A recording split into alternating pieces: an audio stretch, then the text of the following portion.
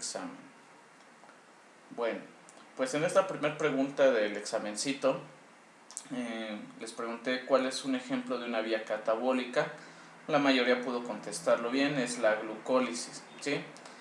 En unos momentos vamos a identificar cuáles son las vías anabólicas, las catabólicas, por qué una vía es de cada tipo y bueno, las diferencias que hay entre esas dos partes del metabolismo, ¿sí? Ejemplo de una vía anabólica, la gluconeogénesis, ¿sale? Más adelante vamos a definir por qué. Metabolito de la glucólisis que se desvía hacia la glucogénesis. Esta es la glucosa 6-fosfato, es un punto importante, central en el metabolismo, ¿sale? Que ahorita vamos a ver hacia qué vías se puede dirigir, ¿sí? Metabolito de la glucólisis que se desvía hacia la vía del fosfogluconato, esa también es la glucosa 6-fosfato, ¿vale? Este metabolito no puede ser utilizado por la gluconeogénesis para la producción de glucosa, es la acetilcoenzima A, que es otra molécula central en el metabolismo, que ahorita vamos a ver dónde se encuentra. Este metabolito se desvía hacia la síntesis de ácidos grasos, es el acetilcoenzima A. Cuando la hormona predominante en sangre es el glucagón, ¿qué vía está inactiva en el hígado? Bueno, esa es la glucólisis. Cuando la hormona predominante en sangre es el glucagón, ¿qué vía está inactiva en el músculo? Bueno, pues esa vía es la glucogenólisis, ¿sí? Durante la contracción muscular, ¿cuál es el principal objetivo del ciclo de Krebs? Es la síntesis de cofactores reducidos, que en unos momentos más veremos. Y durante el ejercicio anaerobio, ¿cuál es la principal función de la glucólisis? Es la producción de ATP, ¿vale? Bueno, entonces en unos momentos más vamos a ver todo esto, ¿sale? Déjenme ver, por aquí hay una duda. Sí, la sesión del día de hoy la voy a grabar, ¿sale? Va a ser la única sesión que se va a grabar. Esto para subir a la página de YouTube, ¿sí? Las demás sesiones nada más se van a dar en vivo. Y bueno, a excepción de que alguien que haya contratado el mega repaso no pueda asistir y solicita la grabación, bueno, pues solamente así, ¿vale? Para que me manden un mensaje. Pero ya a partir de esta clase, ya esta es la última que se va a subir a YouTube, ¿sí? Bueno, pues entonces vamos a comenzar con el metabolismo de carbohidratos, ¿sí?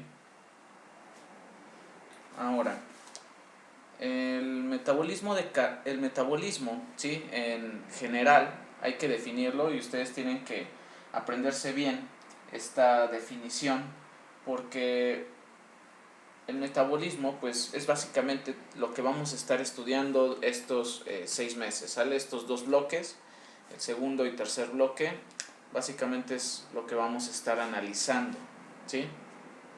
Es muy importante que ustedes sepan qué es el metabolismo, ¿sí? Que lo entiendan y que puedan clasificarlo. Bueno, el metabolismo es básicamente todo el conjunto de reacciones químicas que ocurren en las células, ¿sí? Y la gran mayoría de estas reacciones químicas pues van a estar catalizadas por enzimas, ¿sí? El metabolismo en todo su conjunto abarca pues a todos los órganos, todos los tejidos, a todas las células y todas las reacciones que ocurren dentro de ellas en los diferentes compartimentos, intracelular,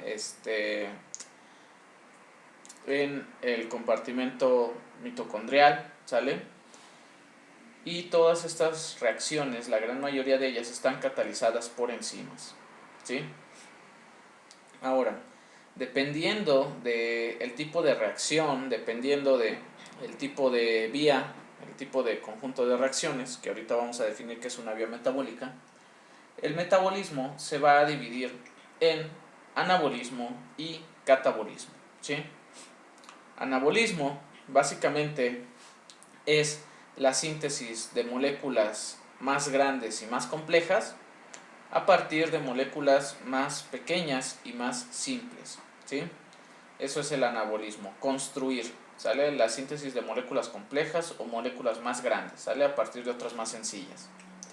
Y el catabolismo es la degradación de moléculas grandes y complejas en moléculas más pequeñas, ¿sale? El catabolismo es el rompimiento de una molécula más grande en otras más pequeñas, ¿sí?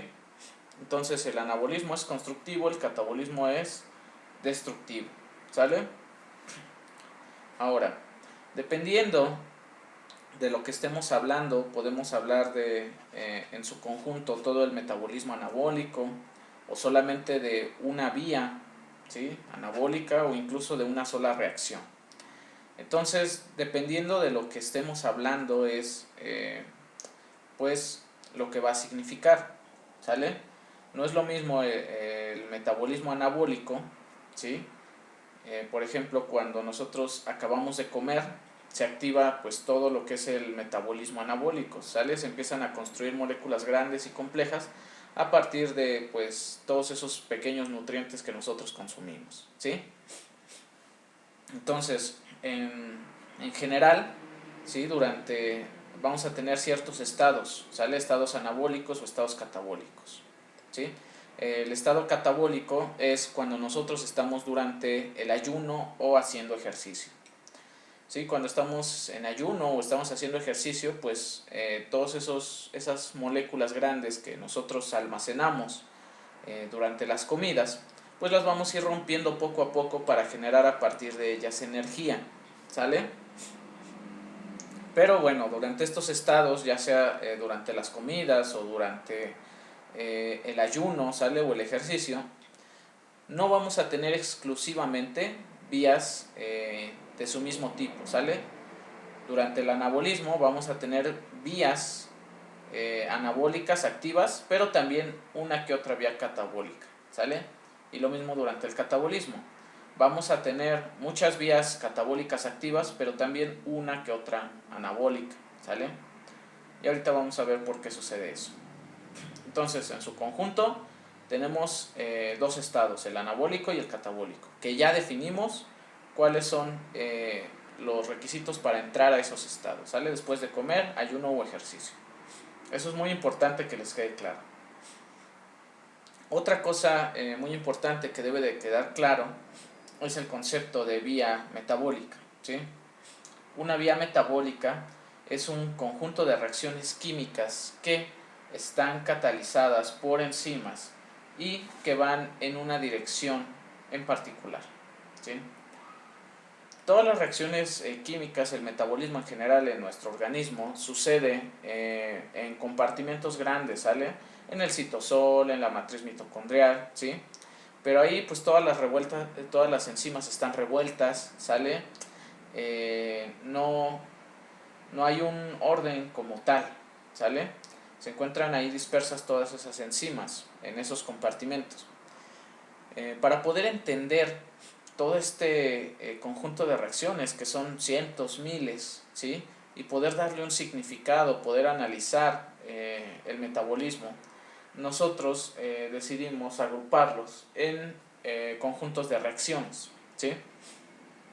Cuando un grupo de reacciones químicas tiene que ver una con otra, ¿sale? Por ejemplo, una primera enzima agarra un substrato y lo transforma en un producto, y luego una segunda enzima agarra ese substrato y ese producto y lo vuelve a transformar en otro producto, y así, cuando el producto de una enzima es el substrato de la otra y se ve que están pues relacionadas de esta forma, las agrupamos y les llamamos vías metabólicas, ¿sí? Por ejemplo, aquí tenemos a la glucólisis, ¿sí? Que es esta vía metabólica que se encarga de transformar glucosa en piruvato, ¿sí? Esta vía metabólica abarca 10 reacciones químicas, ¿sí? Catalizadas por enzimas. Y estas 10 reacciones químicas, pues el producto de la primera enzima es el substrato de la segunda y así hasta llegar al piruvato, ¿sale? Ahora, ¿por qué hablamos de que una vía metabólica lleva una dirección en particular? Bueno, pues porque hay reacciones químicas que transforman glucosa en piruvato, pero pues esas mismas enzimas que transforman glucosa en piruvato, a su vez también pueden transformar piruvato en glucosa, ¿sale?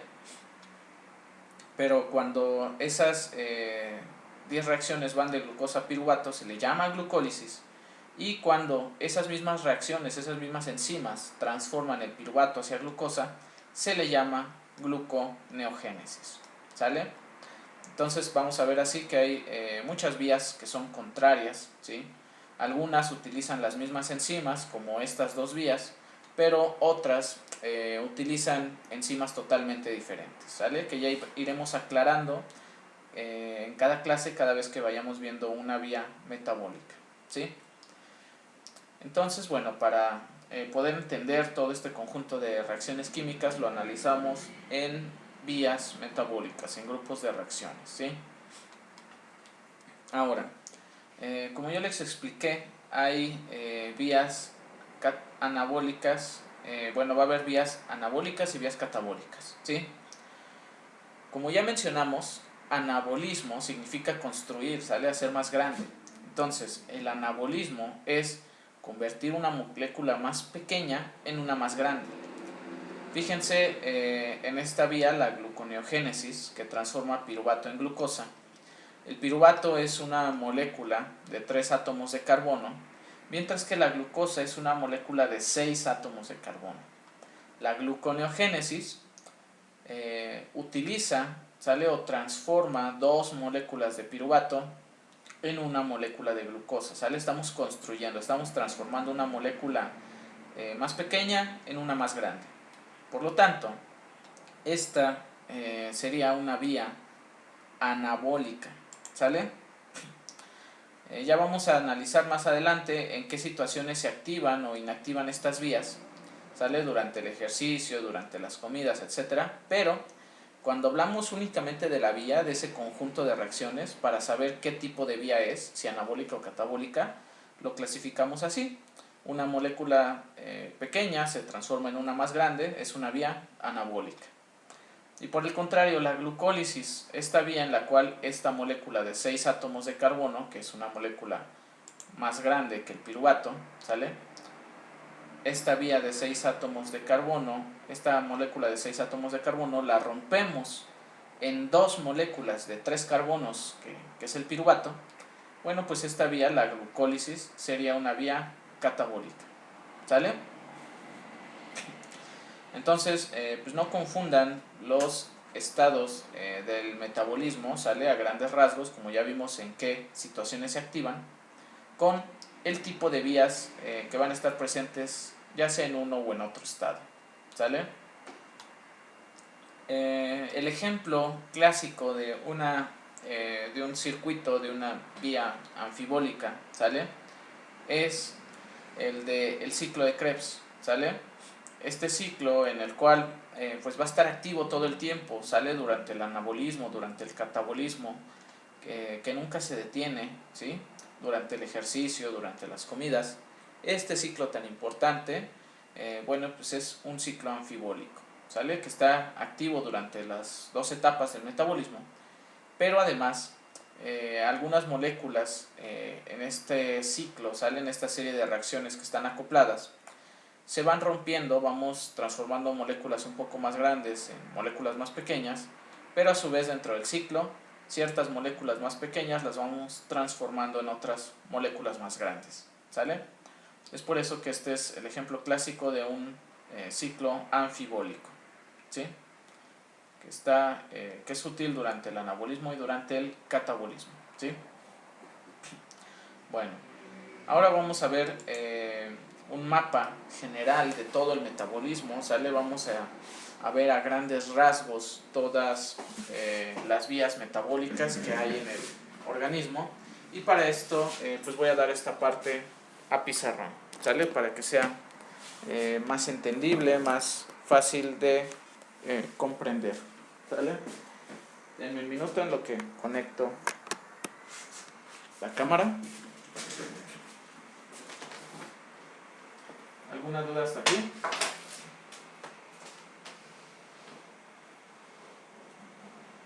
¿No? ¿Todo bien? Muy bien. Sí.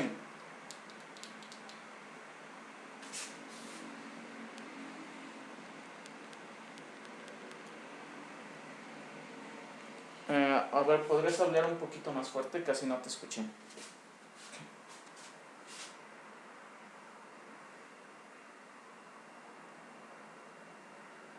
Sí, así es. Un estado catabólico predominantemente pues, va a tener activas en su gran mayoría vías catabólicas. ¿Sale? Sí, por nada.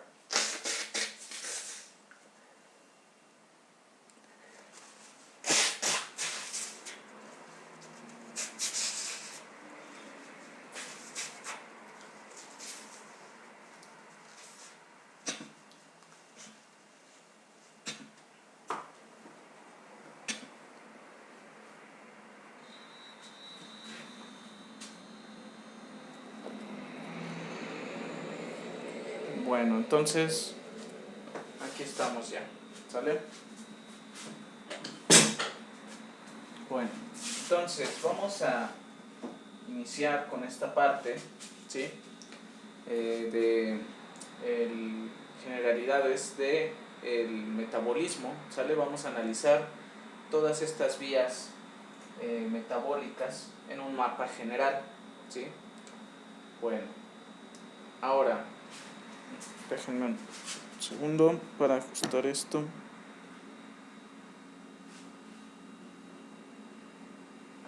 Listo.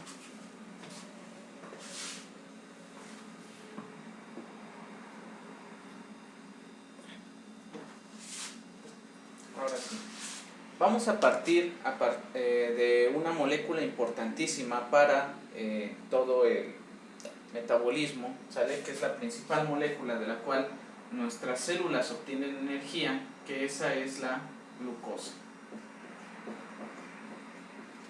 ¿Sí? La glucosa es un carbohidrato de 6 átomos de carbono, ¿sí?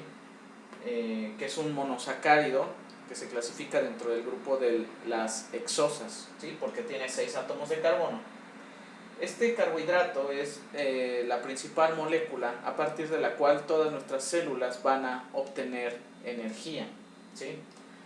Como ustedes saben, las células, la molécula que utilizan como moneda energética, ¿sale? Como sustrato para poder llevar a cabo cualquier función que requiera de energía, como por ejemplo la contracción muscular, el mantenimiento de los gradientes iónicos en las neuronas, ¿sale?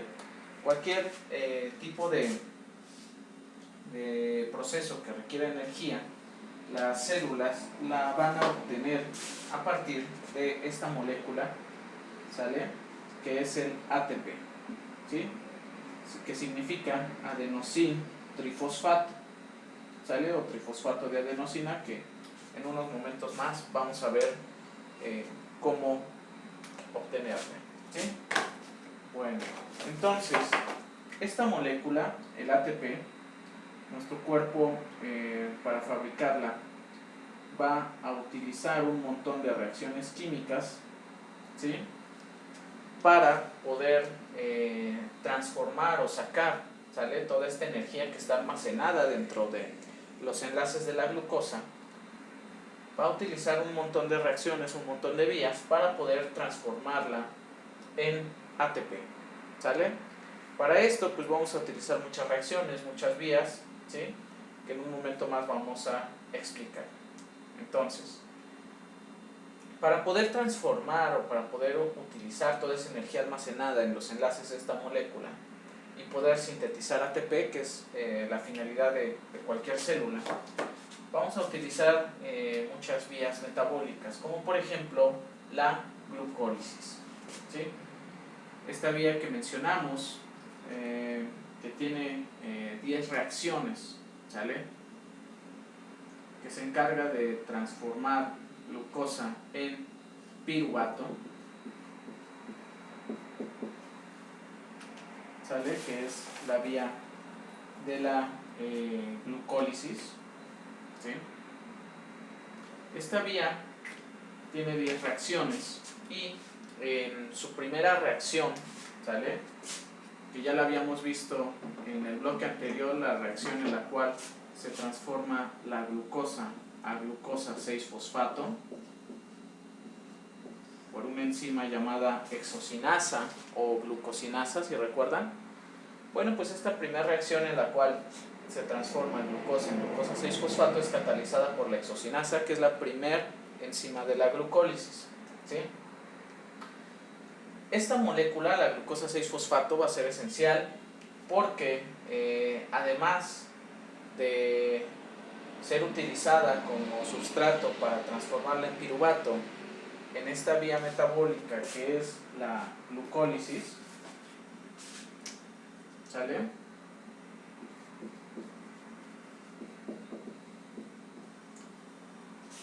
Esta glucosa 6-fosfato puede transformarse o puede ir a convertirse en otras moléculas en otras vías metabólicas, ¿sí?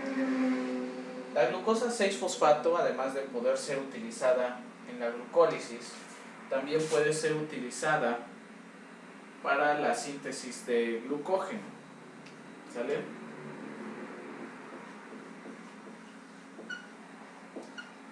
Esa vía en la cual se sintetiza glucógeno, ¿sale? A partir de glucosa 6-fosfato se conoce como glucogénesis.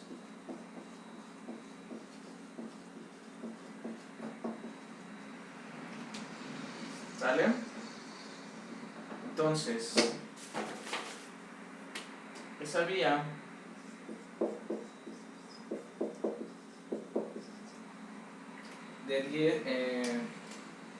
de 4 reacciones, ¿sale? En la cual se utiliza como sustrato la glucosa para la fabricación de glucógeno, que es un carbohidrato, ¿sale? Que ahorita vamos a estudiar, que se almacena en el hígado y en el músculo. Bueno, pues va a ser sintetizado a partir de moléculas de glucosa 6-fosfato, ¿sale?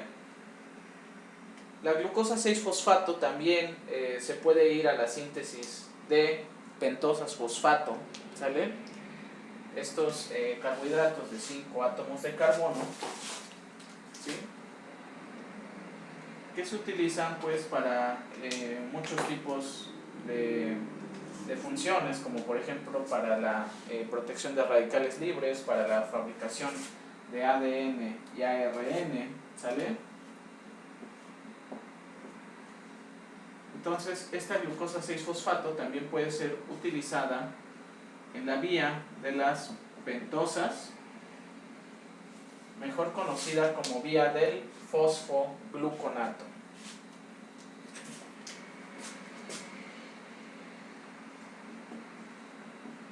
¿Sale?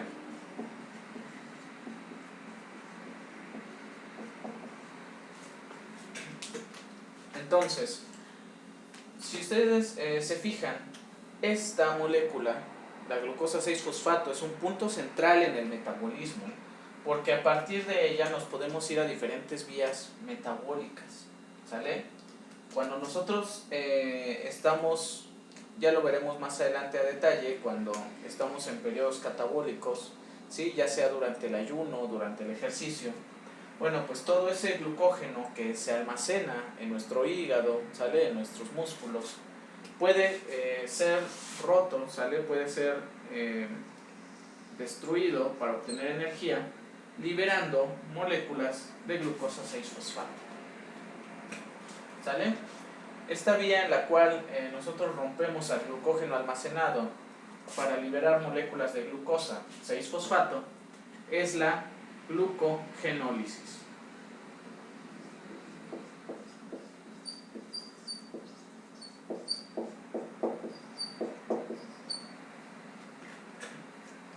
¿Correcto? Entonces, si ustedes se dan cuenta, esta glucosa 6-fosfato es un punto importante en el metabolismo porque a partir de ahí nos podemos ir a diferentes vías, ya sea hacia la glucólisis para la síntesis de piruvato, hacia la glucogénesis para la vía de la síntesis de glucógeno o hacia la vía del fosfogluconato para la síntesis de pentosas fosfato. ¿Sale? Ahora, si nosotros queremos que pues esta glucosa se vaya hacia la síntesis de piruvato, ¿sí? Hay que utilizar alguna enzima que tenga una reacción irreversible, ¿sí? ¿Por qué? Bueno, pues porque la gran mayoría de las enzimas sale de la glucólisis van a ser fácilmente reversibles. Ustedes recuerdan que yo les había dicho que hay una vía, ¿sale?, que es contraria a la glucólisis, ¿sí?, que se encarga de transformar piruvato en glucosa, ¿sale? Esta vía contraria a la glucólisis que se encarga de transformar piruvato en glucosa es la gluconeogénesis, ¿sí? Gluconeogénesis, ¿sí? Y esta vía, ¿sale?, es una vía importante para pues siempre tener disponible glucosa en nuestro cuerpo, ¿sale? Entonces, como yo les comentaba, para que esta glucosa 6-fosfato pueda llegar hasta la síntesis de piruvato, hay que llevar a cabo una reacción que sea irreversible, ¿sale? Una reacción en la cual pues ya no podamos regresar, ¿sale? Y que esta glucosa pues ya no se puede ir hacia ningún otro lado, ¿sale? Esta reacción es catalizada por una enzima de la glucólisis que se llama PFK1 o fosfofructosinasa 1, ¿sale?, que sintetiza fructosa 1,6-bisfosfato, ¿sale?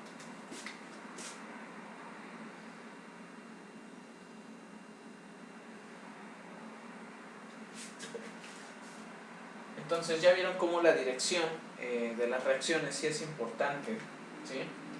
Si vamos de glucosa hacia piruvato es la glucólisis, si vamos de piruvato hacia glucosa es la gluconeogénesis, ¿sí? Y como yo les mencioné, esta glucosa 6-fosfato, pues todas las reacciones están ahí dentro de la célula, en los mismos compartimentos, y pues no hay manera de agarrar de la mano a la glucosa y decirle tú te vas hacia esta vía o tú te vas hacia este otro lado, ¿sí? Entonces, cuando queremos evitar que esta glucosa 6-fosfato se vaya hacia la síntesis de glucógeno, hacia la síntesis de pentosas fosfato, bueno, pues vamos a transformar a esta glucosa en otra molécula que ya no pueda regresar nuevamente hacia glucosa, ¿sale? Que esa es la fructosa 1,6-bisfosfato, ¿sí? Que es una molécula que forma parte de estas dos vías, ¿sí? Entonces, vamos a ver durante este segundo bloque, ¿sí?, que hay ciertas reacciones que son irreversibles, ¿sale? Esta reacción que transforma, ya veremos cuando veamos glucólisis, a la molécula de fructosa 6-fosfato en fructosa 1,6-bifosfato, es una reacción irreversible. Es una reacción que nos ayuda a que esta glucosa ya no se vaya hacia otras vías, sino que se vaya directo hacia la síntesis de piruvato, ¿sí?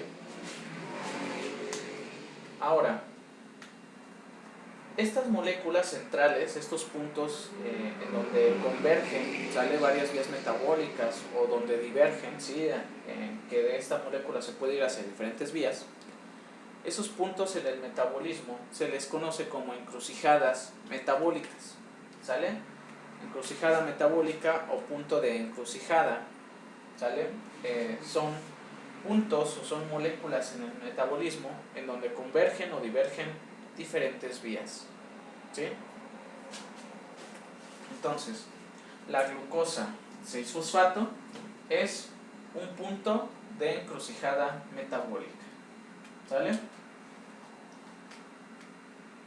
El piruvato, cuando nosotros queremos utilizarlo para la síntesis de ATP, primero hay que transformarlo en otra molécula que es el acetilcoenzima A. ¿Sí? El acetilcoenzima A es una molécula de 2 átomos de carbono unida a esta coenzima, ¿sale? Que es la coenzima A, ¿sí? Y esta reacción, ¿sale? Esta es una sola reacción, ¿sí? Se lleva a cabo por una enzima, por un complejo, ¿sale? De varias subunidades, que se conoce como complejo piruvato deshidrogenasa, ¿sí? El complejo piruvato deshidrogenasa, ¿sale? O PDH, ¿sí? El complejo piruvato deshidrogenasa es pues una enzima, ¿sale? De varias subunidades que se encarga de transformar el piruvato en acetilcoenzima A, ¿sale? Más adelante veremos dónde se lleva a cabo esta reacción, ¿sí? Y todo lo que implica. Pero es la enzima que se encarga de transformar el piruvato en acetilcoenzima A, y este acetilcoenzima A puede ser utilizado para varias cosas, ¿sale? Es otro punto de encrucijada metabólica, ¿sí? Que entre varias cosas para las que puede ser utilizada, ¿sí? Cuando nos queremos encargar de que pues este acetilcoenzima A que viene desde la glucosa, ¿sale? Cuando nos queremos encargar que este acetilcoenzima A que viene desde la glucosa sea utilizado para la síntesis de ATP, este acetilcoenzima A va a entrar a un ciclo, ¿sale? Anfibólico, ¿sí? Que como ya vimos es el ciclo de Krebs, ¿sí? El ciclo de Krebs o el ciclo de los ácidos tricarboxílicos, ¿sí? Es un ciclo en donde cuando queremos utilizar a este acetilcoenzima A para la producción de ATP, lo más importante del ciclo son las coenzimas reducidas que se producen en este ciclo, ¿sale? ¿Cuáles son esas coenzimas reducidas que se producen en este ciclo? Bueno, pues son dos, es el FADH y el NADH, ¿vale? ¿Qué es una coenzima reducida? Bueno, pues estas coenzimas tienen la capacidad de aceptar o de ceder hidrógenos, ¿sale? Recuerden que el hidrógeno pues es un átomo que contiene un electrón, ¿sí? Entonces, esa molécula de FAD, mejor conocida como flavin-adenin dinucleótido, ¿sale? O sea, una molécula de flavina, ¿sale? Unida a un dinucleótido. Bueno, pues este FAD tiene la capacidad de aceptar un electrón, ¿sale?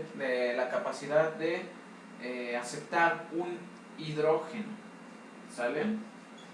Entonces cuando al FAD yo le entrego un hidrógeno, que como ya vimos tiene un electrón, esta molécula, el FAD, se reduce, ¿sale? ¿Qué significa reducir? Significa ganar electrones, ¿sale? Entonces esta molécula de FAD se transforma en FADH, ¿sale? Y decimos que esta coenzima, cuando ya está unida al hidrógeno, cuando ya está en forma de FADH, está reducida, ¿sale? Y estas pues son las coenzimas reducidas que se van a producir en el ciclo de Krebs cuando yo quiero utilizar, ¿sale? A la glucosa para la producción de ATP, ¿sí? Por todas estas reacciones, ¿sale? Por la glucólisis, que ya vimos que transforma la glucosa en piruvato. Este piruvato se transforma en acetilcoenzima A, y este acetilcoenzima A va a entrar al ciclo de Krebs para producir las coenzimas reducidas FADH y NADH, ¿sí? Ahora, estas coenzimas reducidas, ¿sí?, van a ser importantes para la célula, puesto que estas coenzimas van a ir a dejar esos hidrógenos, van a ir a dejar esos electrones, ¿sí?, a un sistema que se encuentra en la membrana interna de la mitocondria, ¿sale? A este sistema que se encuentra en la membrana mitocondrial interna, conocido como la cadena de transporte de electrones, ¿sale? Entonces estas coenzimas reducidas van a ir a dejar esos electrones, esos hidrógenos que llevan su electrón, ¿sí?, a la cadena de transporte de electrones que se encuentra en la membrana mitocondrial interna, ¿sí? Como ya saben, la mitocondria tiene dos membranas, ¿sí?, y en esa membrana mitocondrial interna hay un grupo de complejos, un grupo de moléculas que se encargan de lanzar electrones, ¿sale?, para producir energía, ¿sí? Y entonces cada vez que estos FADH y NADH, ¿sale?, entregan esos electrones, ¿sale?, cada vez que van y entregan estos electrones a la cadena de transporte de electrones, ¿sí?, se oxidan. ¿Qué significa oxidar? Bueno, pues significa arrancar electrones, ¿sale? Esas moléculas de NADH y FADH, cuando les arrancamos su hidrógeno, cuando van y lo ceden a la cadena de transporte de electrones, bueno, pues se convierten en FAD y en NAD, ¿sale? Se convierten en coenzimas oxidadas, ¿sale? Entonces, básicamente esto es lo que hacen, ¿sí?, la cadena de transporte de electrones, ¿sí?, oxida a estas coenzimas reducidas. Y todos esos electrones que les quita, ¿sale?, que vienen de sus hidrógenos, los va a utilizar como energía para poder llevar a cabo algo que se conoce como fosforilación oxidativa, ¿sale? La fosforilación oxidativa es este proceso, ¿sí?, que se lleva a cabo aquí en la membrana mitocondrial interna, que es el proceso mediante el cual se sintetiza el ATP, ¿sale? Entonces, mediante la fosforilación oxidativa,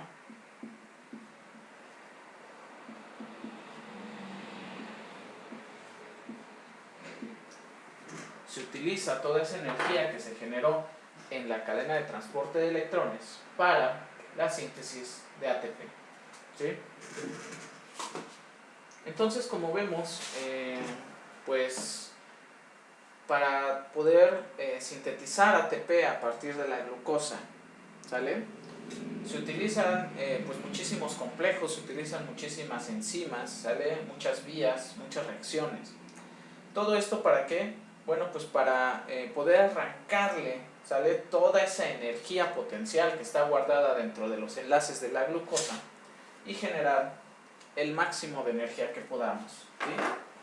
Que en general, dependiendo del tipo de reacciones que utilicemos, dependiendo de la vía, del momento metabólico, por cada molécula de glucosa, ¿sale?, yo puedo generar hasta 32 ATPs, ¿sale? Hay veces que puedo generar menos, hay veces que puedo generar un poquito más, pero lo máximo que yo puedo obtener de ATP, obtener de energía a partir de una sola molécula de glucosa son 32 ATPs, ¿sí? Esto también es muy importante que lo sepan y que, bueno, conforme avancemos en el curso puedan ir calculando, ¿sale?, cómo obtener o cómo se sacan, ¿sale?, todas esas cuentas para saber cuántos ATPs podemos ganar, ¿sí? ¿Para qué utiliza todos estos sistemas tan complejos la célula? Bueno, pues porque hay que sacarle toda la energía que podamos a los nutrientes, ¿sí? Así evolucionaron las células, así evolucionaron los organismos, ¿sale? Con poca cantidad de nutrientes, ¿sí? Pues cada organismo tuvo que ir organizándose, adaptando su metabolismo para poder sacarle el máximo de energía a los nutrientes de los que pueda disponer, ¿sale? Y es así que, pues bueno, gracias a todos estos sistemas tan complejos podemos obtener toda esa energía a partir de la glucosa, ¿sí? Ahora, todo este es el mecanismo que se necesita para poder obtener el ATP dentro de las células.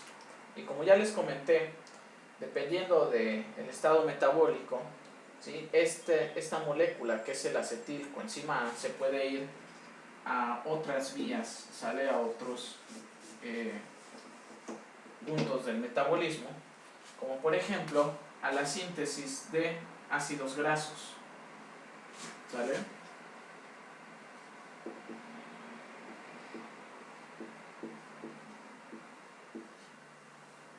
A partir de acetilcoenzima A, esta molécula de dos átomos de carbono unidos a una coenzima A, yo puedo ir uniendo, ¿sale? Moléculas de acetilcoenzima A para formar lo que es un ácido graso. Ya lo veremos más adelante, es una cadena larga de átomos de carbono y un ácido graso. Y podemos sintetizarlo en algunos órganos a partir de el acetilcoenzima A, ¿sale? Esa vía en la cual podemos sintetizar, ¿sale? Ácidos grasos a partir de acetilcoenzima A es la vía que se conoce como beta reducción, ¿sale? Entonces la beta reducción es esta vía en la cual podemos sintetizar ácidos grasos a partir de acetilcoenzima A, ¿sí? Y como ya les comenté, el ácido graso pues es una cadena de átomos de carbono que analizaremos en tercer bloque, ¿sale? ¿Cuál es su estructura química? ¿Sí? Ahora, cuando nosotros unimos tres ácidos grasos, ¿sale? A una molécula de tres átomos de carbono que es el glicerol, ¿sale? Cuando nosotros unimos tres ácidos grasos a una molécula de tres átomos de carbono que es el glicerol, podemos sintetizar algunas moléculas, algunos lípidos para que se utilizan como almacenamiento de energía, ¿sale? Estos lípidos que se utilizan como almacenamiento de energía son los triacilglicéridos o TAG, ¿sale? Que la gente conoce como triglicéridos, ¿sale? Entonces estos triacilglicéridos, que la gente les llama triglicéridos, ¿sí? Es la unión de tres ácidos grasos, ¿sale? Con una molécula de glicerol en un proceso que se conoce como lipogénesis, ¿sale?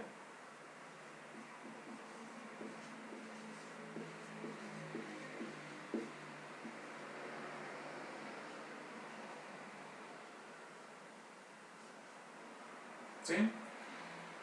Entonces, ahorita en un momento más veremos en qué momento se activa todo este metabolismo, ¿sale?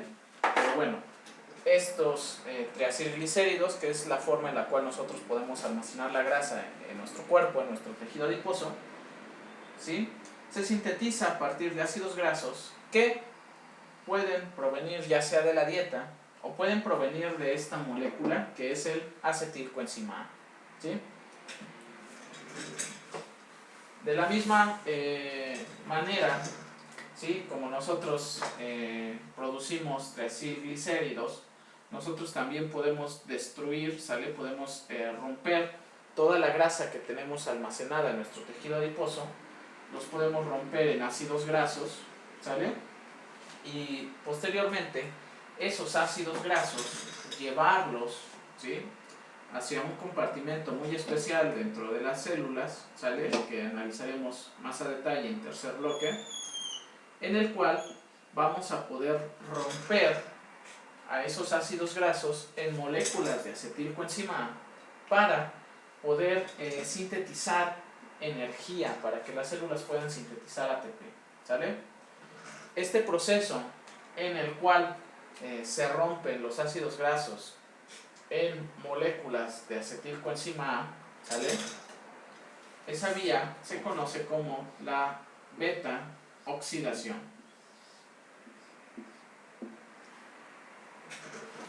¿sale? La beta oxidación es esta vía en la cual se rompen los ácidos grasos hasta moléculas de acetilcoenzima A para producir energía, ¿sí?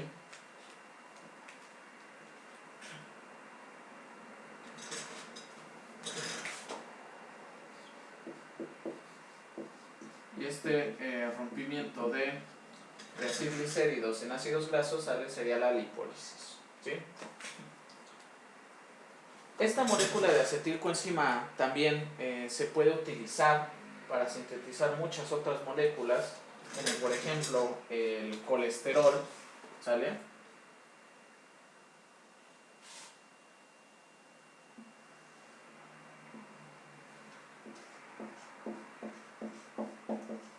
En una vía conocida como colesterogénesis, ¿sale?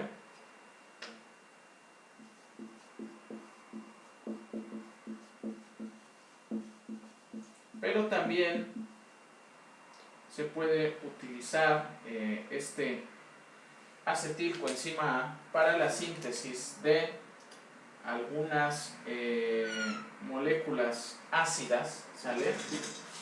Algunas moléculas cetósicas, que son los cuerpos cetónicos.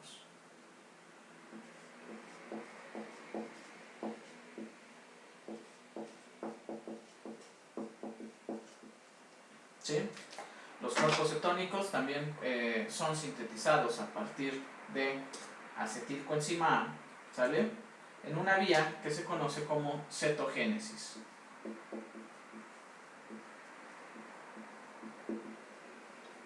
¿Sí?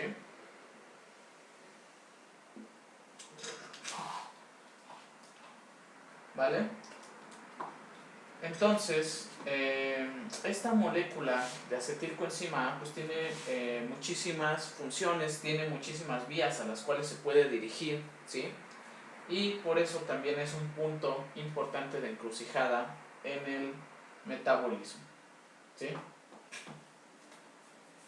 Ahora, el piruvato, ¿sale?, también es otra molécula de encrucijada en el metabolismo, ¿sí? El piruvato, cuando estamos en un momento en el cual los músculos, por ejemplo, están gastando una gran cantidad de energía, ¿sí?, en ese momento en el piruvato se activa la transformación de piruvato en lactato, ¿sale?, gracias a una vía, a una enzima, ¿sale?, muy importante, que se conoce como lactato deshidrogenasa, ¿sale? El piruvato también puede ser convertido a lactato, ¿sí?, gracias a una enzima que es la lactato deshidrogenasa, ¿sí?, o LDH, ¿sale?, que también ya habremos escuchado de ella, ¿sí?, en primer bloque cuando vimos enzimas de escape, ¿sale? Ahora, estas vías, ¿sale?, lactato deshidrogenasa, ¿sí?, va a ser muy importante durante la contracción vigorosa en el músculo, pero también va a ser importante cuando nosotros querramos sintetizar glucosa, ¿sí? Como yo les comenté, la glucosa es una molécula central en el metabolismo, ¿sí? A partir de ella, pues todas las células obtienen la energía necesaria, ¿sí? Para sintetizar el ATP, ¿sale? Cuando nosotros estamos en un estado de ayuno, ¿sí? En el cual ya llevamos muchas horas de no consumir alimento, la glucosa empieza a escasear de nuestro cuerpo, ¿sí? Y para poder mantener las necesidades de nuestro cuerpo, nosotros debemos de liberar glucosa al torrente sanguíneo, ¿sale? Esta glucosa es muy importante para órganos como por ejemplo el cerebro, ¿sí? Que no utiliza ninguna otra molécula para producir energía más que la glucosa. Entonces, en estados de ayuno prolongado, por ejemplo, o durante un ejercicio extenuante, vamos a necesitar moléculas para producir glucosa, ¿sí? El primer substrato, ¿sale? La primera molécula que nosotros vamos a empezar a romper para producir glucosa va a ser el glucógeno, que como ya mencionamos, este lo almacenamos en el hígado o en el músculo, ¿sí? Pero este glucógeno no es infinito, nosotros podemos almacenar cierta cantidad en esos órganos y cuando empieza a escasear, cuando ya llevamos varias horas de ayuno o de ejercicio, ¿sale? Prolongado, pues ya no va a haber más glucógeno para poder liberar glucosa, ¿sale? Entonces, una vía muy esencial en nuestro cuerpo para producir glucosa, ya sea durante el ayuno o durante el ejercicio extenuante, va a ser la gluconeogénesis, ¿sí? Esta vía, que se lleva a cabo principalmente en el hígado, va a utilizar a varios productos, como por ejemplo el lactato, ¿sí? Por ejemplo el glicerol, esta molécula de 3 carbonos de los 3-glicéridos. El glicerol también puede entrar en la gluconeogénesis, ¿sí? El lactato se transforma a piruvato y de ahí entra a la gluconeogénesis. Pero también vamos a poder utilizar esqueletos de átomos de carbono de ciertos aminoácidos para la síntesis de glucosa, ¿sale? De los 20 tipos de aminoácidos que componen a las proteínas en nuestro cuerpo, ¿sí? Va a haber algunos de ellos que se puedan transformar a piruvato, ¿sí? O que se puedan transformar a alguna otra molécula, como por ejemplo algunos intermediarios del ciclo de Krebs, ¿sale? Y de allí, pues ellos llegar hasta la gluconeogénesis para poder sintetizar glucosa, ya sea durante el ayuno prolongado o durante el ejercicio extenuante, ¿sale? El ejercicio prolongado, ¿sí? Ahora, ¿de dónde van a provenir esos aminoácidos, ¿sí? Para la síntesis de piruvato y de ahí hacia glucosa? Bueno, pues van a provenir de el rompimiento de las proteínas musculares principalmente, ¿sale? Durante el ayuno prolongado o durante el ejercicio extenuante, las proteínas principalmente de nuestros músculos se van a ir rompiendo para liberar aminoácidos y que esos aminoácidos puedan entrar a la gluconeogénesis para la fabricación de glucosa, ¿sale? Entonces, durante el ayuno prolongado, el ejercicio extenuante, está activa la proteólisis.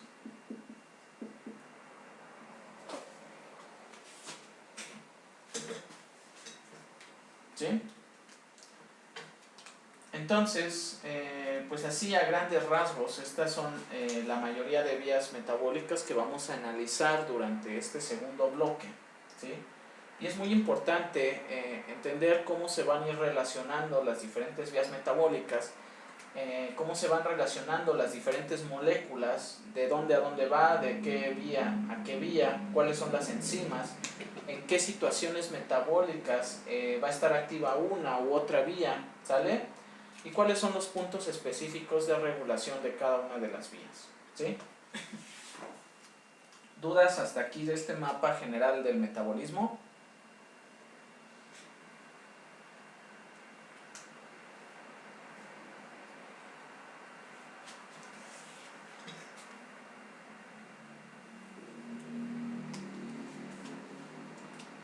Sí, bueno, aquí hay una reacción que no dibujé, ¿sale? Eso ya lo veremos más a detalle en la glucólisis, pero la enzima que sintetiza a la fructosa 1,6-bifosfato es la PFK1, ¿sale? Mejor conocida como fosfofructosinasa 1.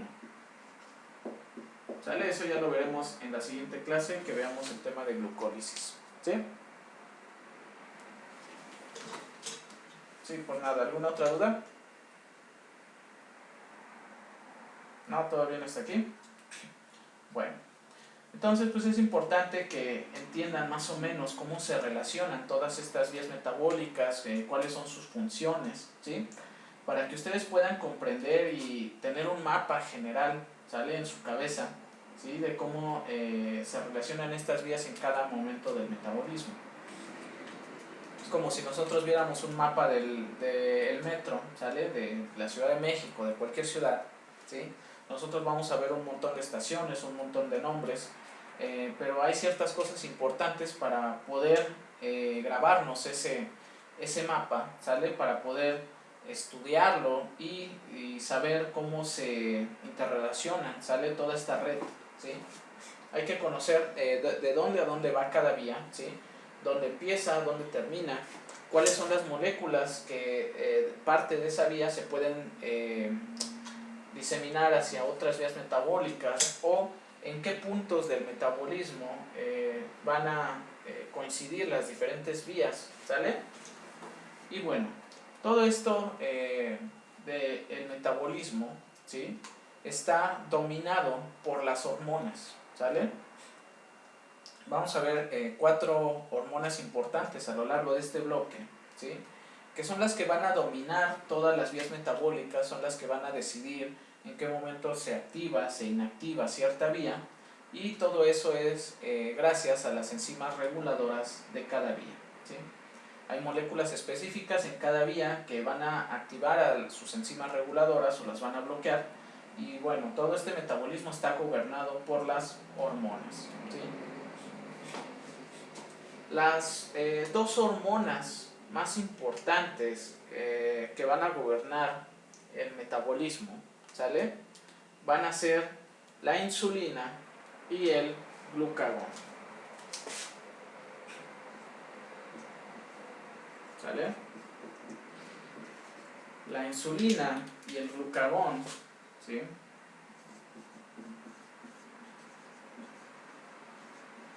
Van a ser las 2 principales hormonas que van a estar controlando todo esto, ¿sí? Todo el metabolismo de carbohidratos, ¿sí? La insulina es la hormona que nuestro cuerpo libera, ¿sale? Nuestro páncreas, en las células beta pancreáticas, libera cuando nosotros estamos consumiendo carbohidratos, ¿sale? Cuando nosotros estamos comiendo, ¿sí? Durante las comidas se va a liberar la insulina, ¿sí? Que es una hormona de tipo anabólica, ¿sale? Es una hormona que va a activar a la gran mayoría de procesos anabólicos en nuestro cuerpo, ¿sí? La insulina va a activar, lo primero que va a hacer en nuestro cuerpo es tratar de llenar las reservas, ¿sale? De nutrimentos. Cuando nosotros consumimos alimentos, esos alimentos hay que activarlos, ¿sale? Hay que activar los procesos anabólicos para todos esos nutrientes que consumimos, guardarlos dentro de nuestro cuerpo, ¿sí? De esa manera, cuando nosotros comemos, ¿sale? La insulina va a activar las vías anabólicas, como por ejemplo la glucogénesis, ¿sí? Activa para que empecemos a sintetizar glucógeno, ¿sale? A partir de glucosa 6-fosfato, ¿sí? También va a activar, una vez que ya almacenamos todo el glucógeno que podíamos, ¿sale? Una vez que ya llenamos nuestras reservas en el hígado, en el músculo, ¿sí? Si nosotros seguimos consumiendo carbohidratos como la glucosa, bueno, pues todos estos carbohidratos se van a ir transformando por medio de la glucólisis, ¿sale? Hasta piruvato, y luego ese piruvato a acetilcoenzima A, ¿sale? Y después ese acetilcoenzima A se va a transformar en ácidos grasos por medio de la beta reducción, ¿sale? Esos ácidos grasos se van a ir a guardar en forma de triacilglicéridos en nuestro tejido adiposo, ¿sale? Así a grandes rasgos es todo pues lo que se activa, ¿sí? Durante las comidas, ¿sale? Primero se llenan las reservas de glucógeno en nuestro hígado, en nuestro músculo.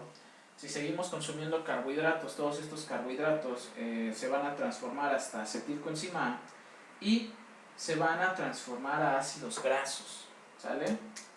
Por medio de la beta reducción en nuestro hígado, y de ahí se van a ir a armar triacilglicéridos, ¿sale? Para almacenarse en el tejido adiposo. También cuando nosotros comemos es pues un momento clave para la síntesis del colesterol, ¿sí?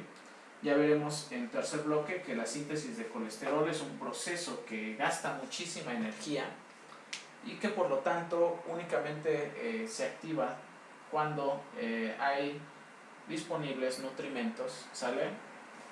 Y esto es activado por la insulina que se libera después de comer, ¿sí? Así a grandes rasgos es lo que hace la insulina en nuestras células, ¿sale?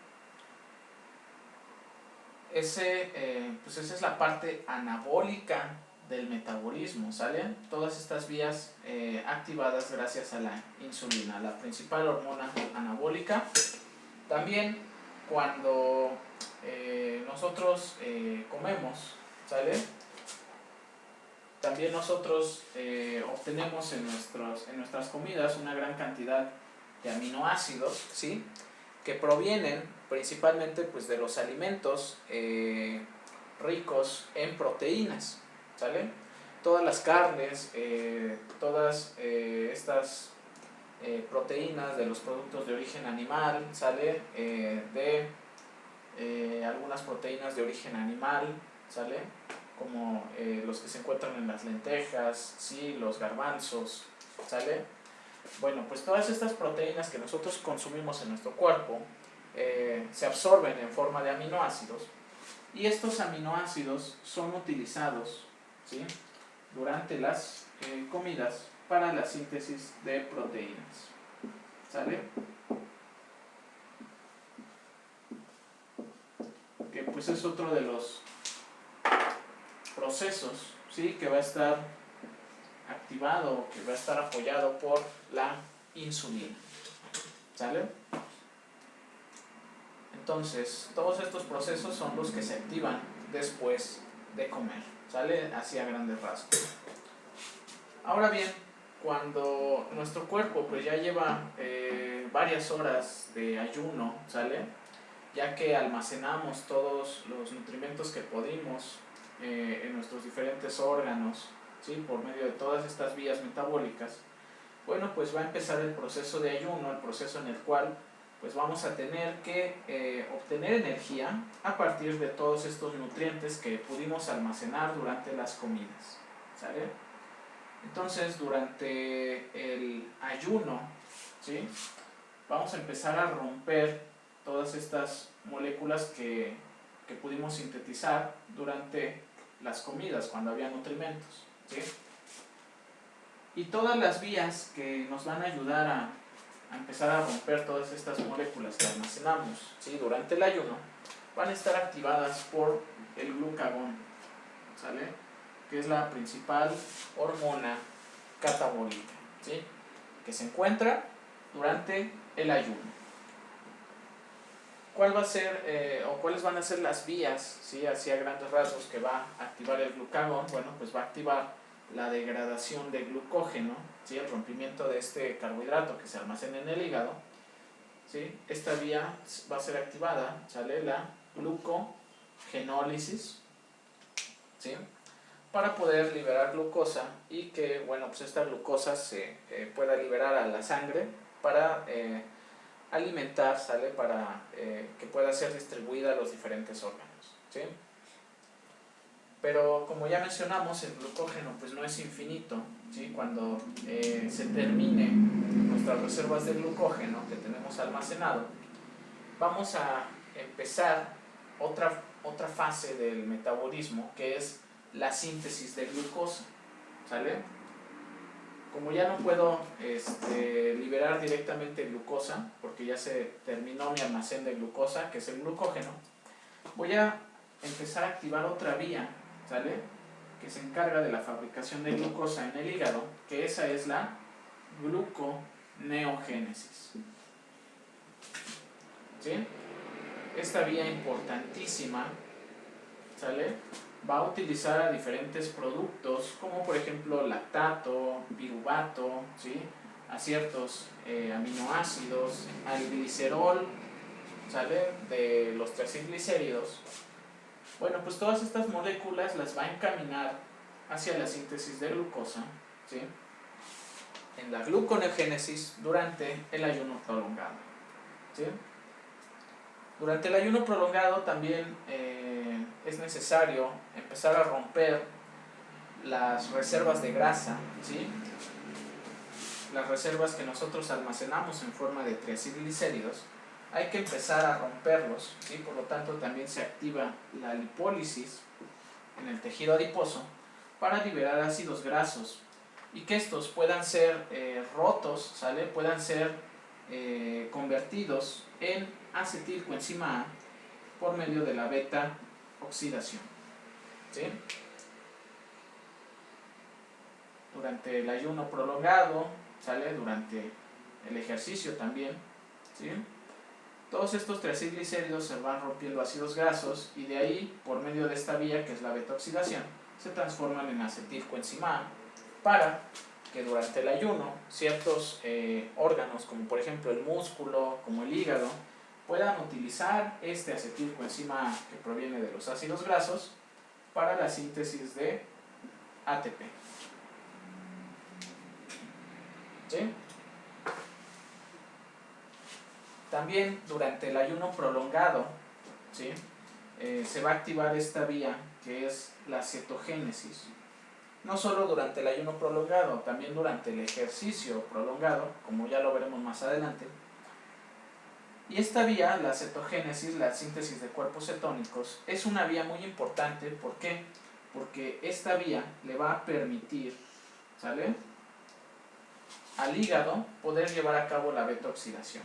Es por eso que durante el ayuno prolongado, ¿sale?, durante el ejercicio prolongado, se empiezan a producir cuerpos cetónicos. ¿Por qué? Porque esta vía es una vía que le va a ayudar a funcionar a la beta oxidación, ¿sí? Y bueno, ya hablaremos un poco más de ello en su momento, ¿sale? Estas son las vías que van a estar activas, ¿sale?, durante el ayuno prolongado. También la proteólisis, como ya vimos, se empiezan a romper proteínas, ¿sale?, para liberar aminoácidos y que estos pueden ser utilizados por la gluconeogénesis para la síntesis de glucosa, ¿sale? Este es un mapa general de todo lo que vamos a ver este bloque, ¿sí? Ya iremos viendo vía por vía, grupos de enzimas, cuáles son las reacciones reguladoras y cómo estas enzimas reguladoras, estas reacciones, activan o inactivan a las diferentes vías metabólicas, ¿sí? Pero en general todo está basado en esto, ¿sale?, la insulina y el glucagón, ¿sí? Y las otras hormonas que ya hablaremos de ellas en su momento, ¿sale? La hormona catabólica, ¿sale?, que es la adrenalina, ¿sí?, que mucho se parece al glucagón, y el cortisol. Ya hablaremos en su detalle de sus funciones, ¿sale? ¿Dudas hasta aquí con este mapa general del metabolismo?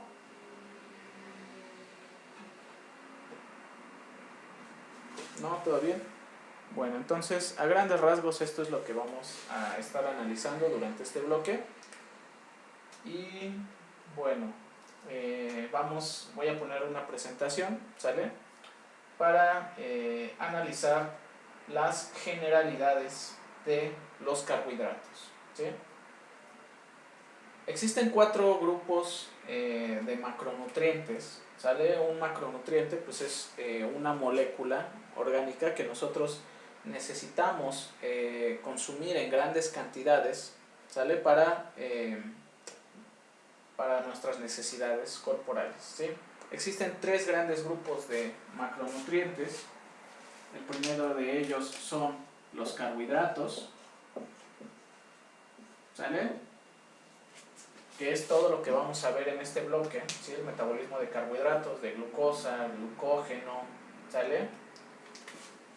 Los lípidos, los cuales pues abarcan un gran grupo de moléculas que analizaremos su metabolismo en el siguiente bloque, ¿sale? El tercer bloque, que básicamente son los ácidos grasos, ¿sale? Triglicéridos, colesterol, etc. Y las proteínas.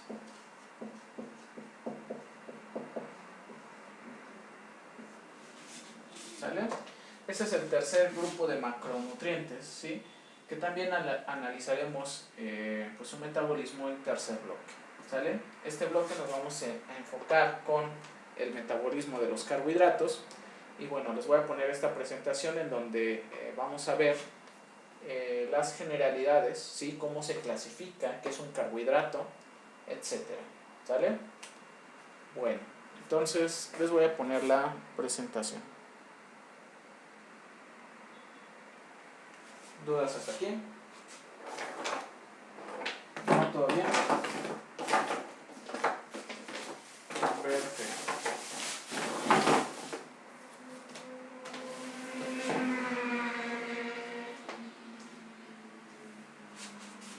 Denme un segundo.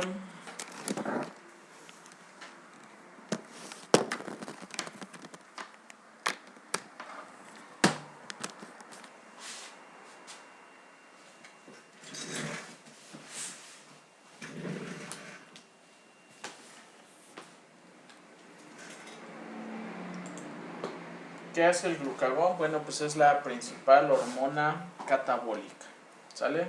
Durante el ayuno. Y ya vimos todas las vías que activan, ¿sí? Bueno, entonces les voy a compartir mi pantalla. Ahí está, ¿sale? Entonces aquí nos habíamos quedado, ¿sí? En los puntos de encrucijada metabólica que ya analizamos.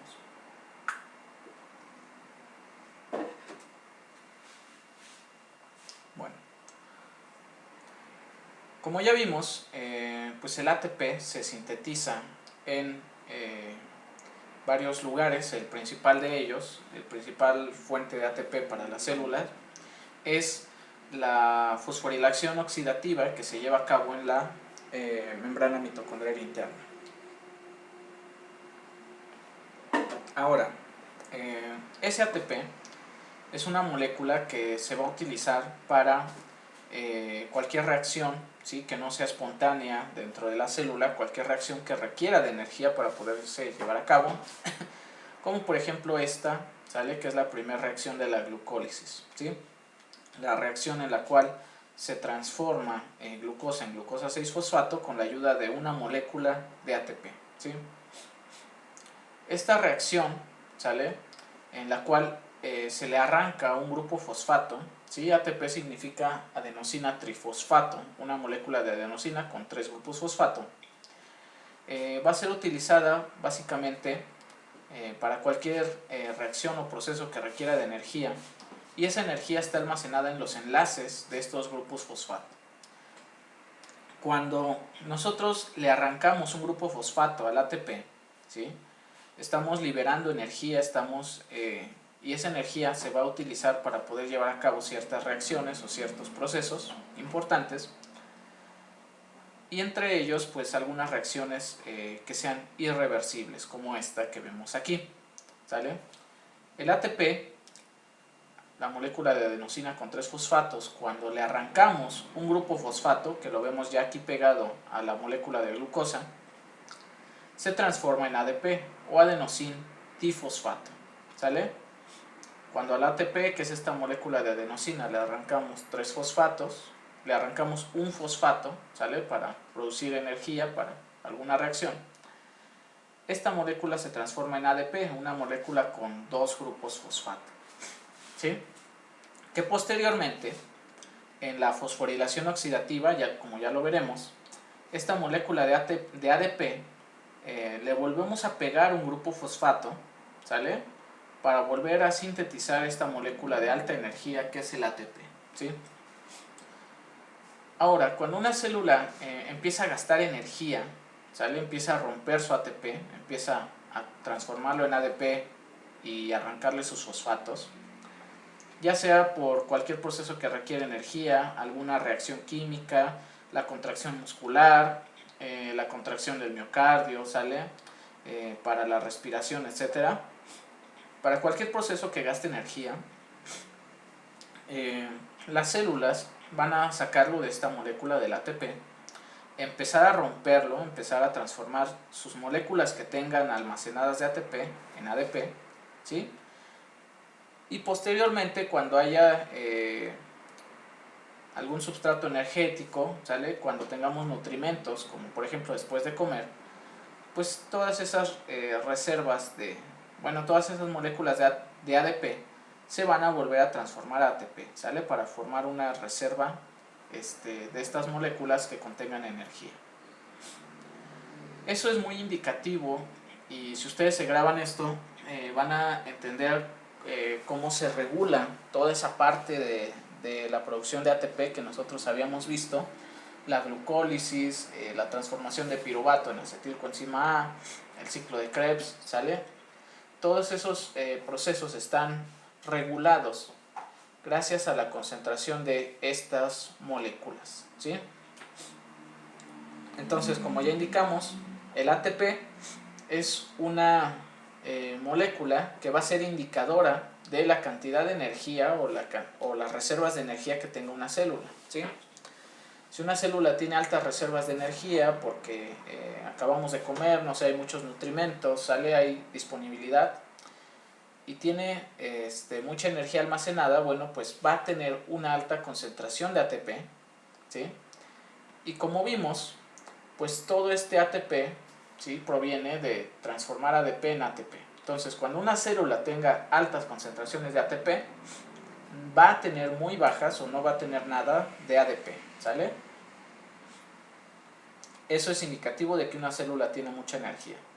Tiene altas concentraciones de ATP y bajas concentraciones de ADP, ¿sí? Cuando una célula, lo mismo pasa con el NADH, ¿sí?, que como ya vimos se sintetiza cuando hay pues muchos nutrimentos, ¿no? Cuando una célula tiene grandes cantidades de NADH, ¿sí?, esto es indicativo de que tiene mucha energía, ¿sí?, porque todo su NAD ya está reducido, todo su NAD ya está unido a hidrógeno, ¿sí?, y por lo tanto va a tener bajas concentraciones de NAD. Una célula con mucha energía almacenada también va a tener altas concentraciones de acetilcoenzima A, ¿sí? Y si ustedes se aprenden esto, si ustedes identifican esto, les va a ser muy fácil aprender la regulación de todas esas vías, glucólisis, la piruvato deshidrogenasa, el ciclo de Krebs, etc. Porque pues básicamente son estas las moléculas que regulan a esas vías. Una célula con baja energía, una célula, por ejemplo una célula muscular que ya ha hecho mucho ejercicio, que ha hecho mucha contracción muscular, ¿sale? Alguna célula que ya ha gastado mucha energía, ¿sí?, reparando tejidos, sintetizando hormonas, etc. Una célula que tiene baja energía va a tener muy altas concentraciones de ADP y también de AMP. ADP es adenosina con 2 fosfatos. Cuando a este ADP yo le arranco otro fosfato, ¿sale?, a esa molécula se le llama AMP o adenosin monofosfato, ¿sale?, porque ya solo tiene un fosfato. Entonces una célula sin energía va a tener altas concentraciones de ADP y AMP, ¿sale? va a tener bajas concentraciones de ATP, como ya lo vimos, y también va a tener altas concentraciones de NAD, ¿sale? Y bajas concentraciones de NADH, y también va a tener bajas concentraciones de acetilcoenzima, ¿sale?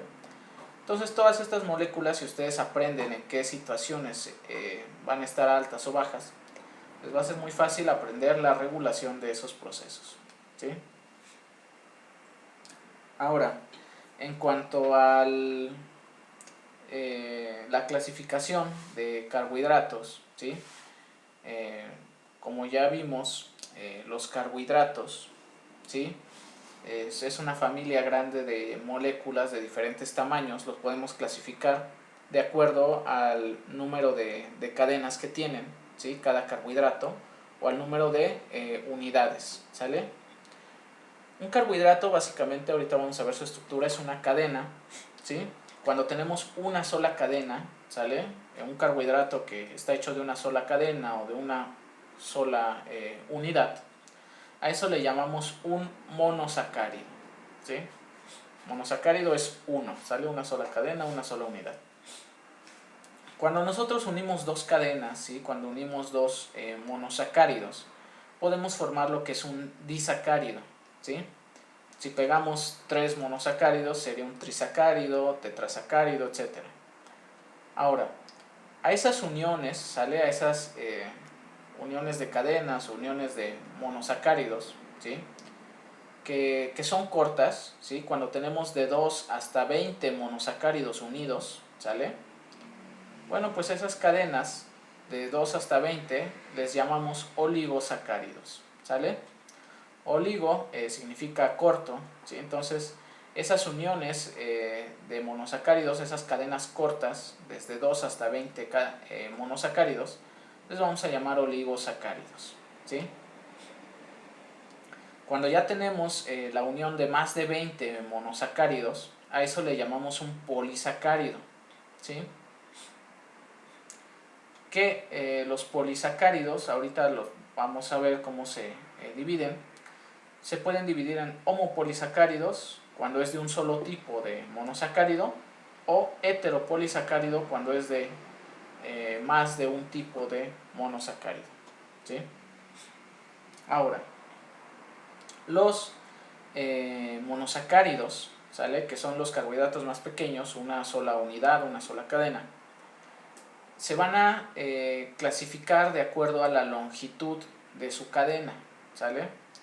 Un carbohidrato es una cadena de átomos de carbono, ¿sale? Esto es importante que lo aprendan. Un carbohidrato es una cadena de átomos de carbono totalmente saturada con hidrógenos e hidroxilos, ¿sí? Que contiene un grupo funcional, aldehído o cetona, ¿sí? ¿Qué significa todo esto que acabamos de decir? Bueno, un átomo de carbono, ¿sale? Puede formar enlaces, puede formar hasta 4 enlaces con otras moléculas, ¿sí? Cuando un átomo de carbono tiene sus 4 enlaces ocupados, ¿sale? Como aquí, por ejemplo, este átomo de carbono tiene 2 enlaces con este oxígeno, uno con el carbono de arriba y el otro con el de abajo. Como vemos, tiene sus 4 enlaces ocupados, ¿sale? Cuando tiene sus 4 enlaces ocupados, decimos que es un átomo de carbono saturado, ¿sale? Este átomo de carbono también está saturado, tiene sus 4 enlaces ocupados. Entonces, un carbohidrato es una cadena de átomos de carbono totalmente saturada, ¿sale? Con hidrógenos e hidroxilos.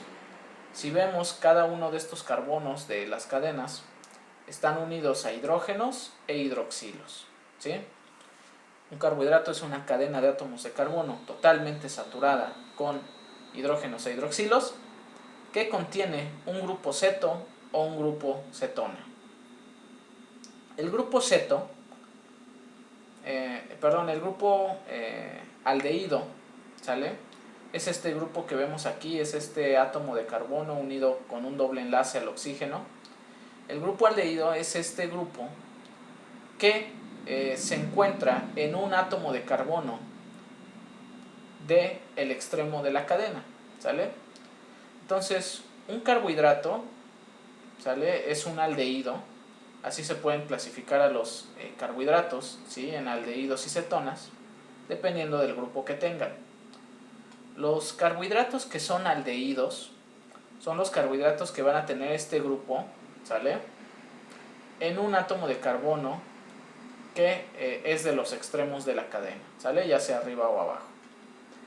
Cuando este grupo se encuentra en un átomo de carbono que es un átomo que no se encuentra en los extremos, ¿sale?, como vemos en este carbohidrato de 3 carbonos, cuyo grupo funcional se encuentra en medio, ¿sí?, que no está en los extremos, a ese grupo se le llama grupo ceto, ¿sale?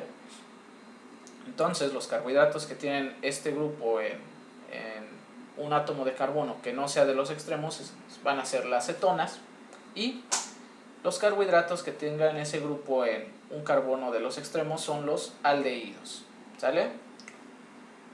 Entonces, los carbohidratos se pueden clasificar como aldehídos o cetonas, ¿sí? Y también podemos clasificar a los carbohidratos de acuerdo a la longitud de su cadena. Este carbohidrato que tiene 3 átomos de carbono, ¿sale?, este también, es una triosa, ¿sale?, porque tiene 3 átomos de carbono en su cadena. Los que tienen 4 átomos de carbono en su cadena son tetrosas, los que tienen 5 son pentosas, ¿sale?, como los que encontramos en la vida de las pentosas, ¿sí?, como por ejemplo la ribosa 5-fosfato, la ribulosa 5-fosfato, la gilulosa, ¿sale?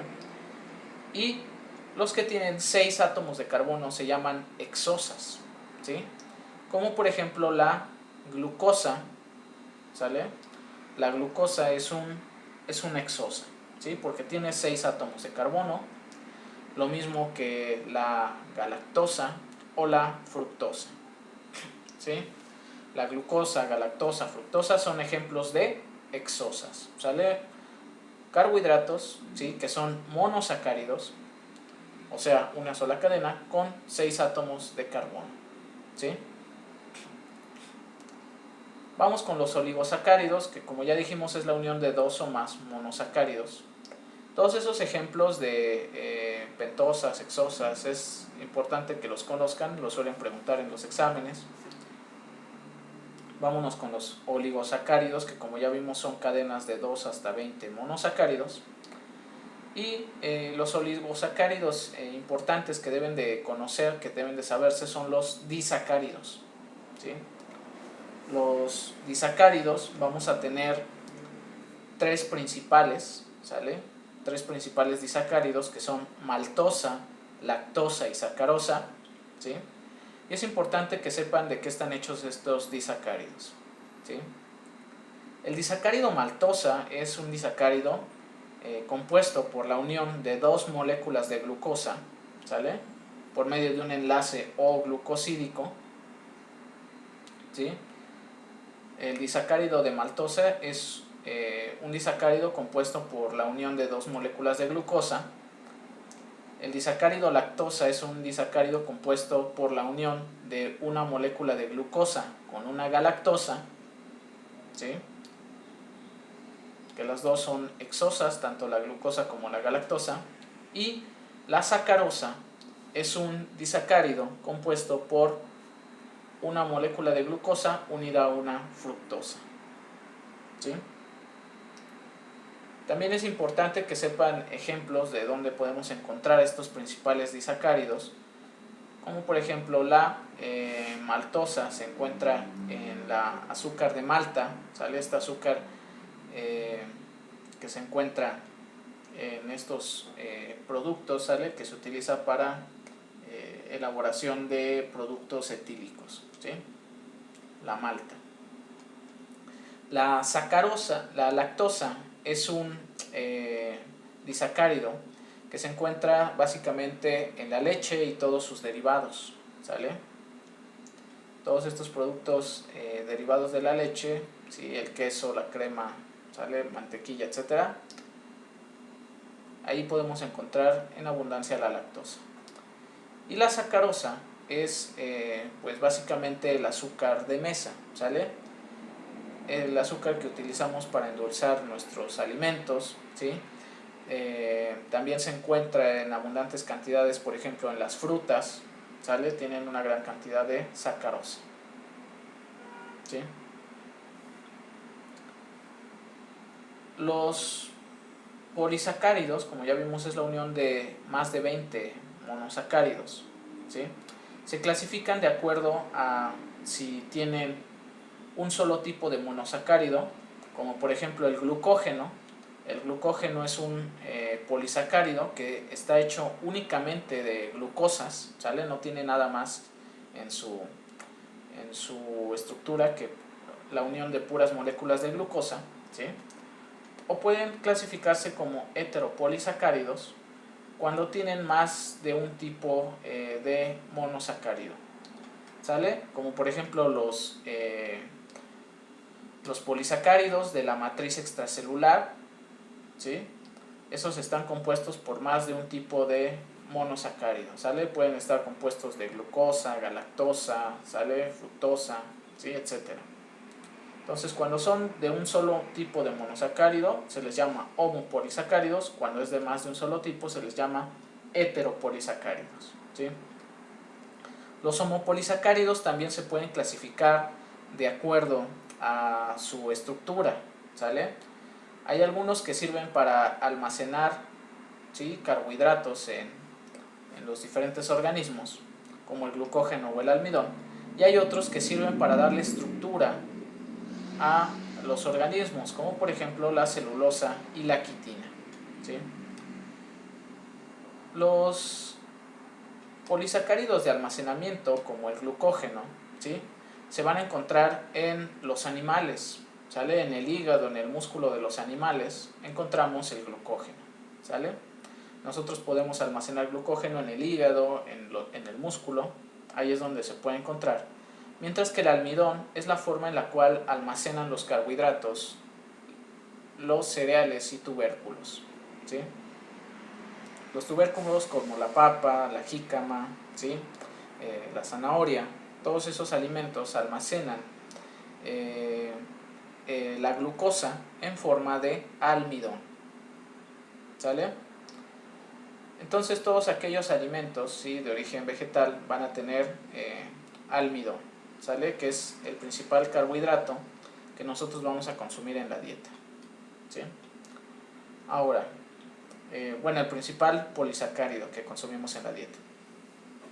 Ahora, tanto el glucógeno como el almidón, nosotros podemos consumirlos y obtener de ellos la glucosa, porque tienen un enlace que nosotros sí podemos romper, ¿sale? Para romper al glucógeno necesitamos de enzimas que rompan ciertos enlaces, ¿sale? Los enlaces que unen al glucógeno y al almidón son los enlaces alfa, ¿sí? Tenemos al enlace alfa 1,4 y al alfa 1,6, que son los enlaces que nosotros sí podemos romper. Los homopolisacáridos como la celulosa y la quitina también están hechos de glucosa, ¿sale? La celulosa de la pared celular de las plantas, ¿sí?, de los árboles, de la madera, también es la unión de puras moléculas de glucosa. Pero nosotros no podemos obtener glucosa a partir de la celulosa, a partir de las plantas, de la madera, no podemos romperla, porque no tenemos enzimas que rompan el tipo de enlace de la celulosa, que es el enlace beta, ¿sale? El enlace beta 1,4 es el tipo de enlace que se encuentra en la celulosa, ¿sí? Y como no tenemos esa enzima que rompe ese enlace, no podemos obtener nutrientes, no podemos obtener glucosa a partir de ese homopolisacárido estructural. La quitina también es un homopolisacárido que se encarga de darle estructura a los insectos, ¿sale? El exoesqueleto de los insectos, ¿sí?, es también un homopolisacárido, ¿sí?, que se conoce como quitina, ¿sí? Ese es un ejemplo más de homopolisacáridos que pueden llegar a preguntar, ¿sale? Vamos a dejar la clase del día de hoy hasta aquí. La siguiente clase terminaremos de ver las generalidades de carbohidratos, veremos cómo se clasifican los heteropolisacáridos, ¿sale?, de la matriz extracelular, que se conocen como glucosaminoglicanos, que son todos estos, y veremos pues todas las demás generalidades de carbohidratos. Iniciaremos también con la primera vía de carbohidratos, que es la glucólisis, ¿vale? ¿Alguna duda hasta aquí?